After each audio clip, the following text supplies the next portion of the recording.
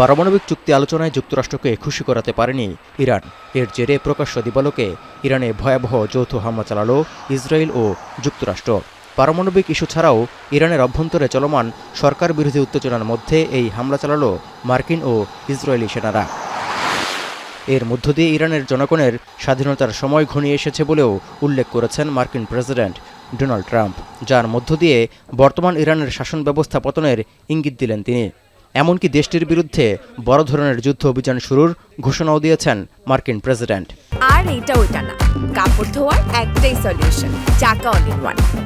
The United States military began major combat operations in Iran. Our objective is to defend the American people by eliminating imminent threats from the Iranian regime. Finally, to the great proud people of Iran, I say tonight that the hour of your freedom is at hand.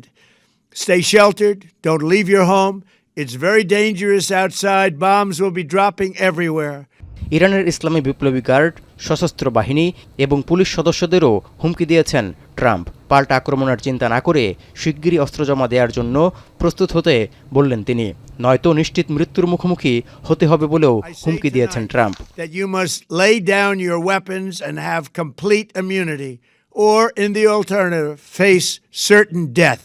রাজতন্ত্র পতনের ৪৭ বছর ধরে ইরানের বর্তমান শাসন ব্যবস্থার মার্কিন বিরোধী অবস্থান এবং রক্তপাত ও গণহত্যার মতো অভিযান চালিয়ে আসছে বলেও অভিযোগ তুলেছেন মার্কিন president. It's a very simple message.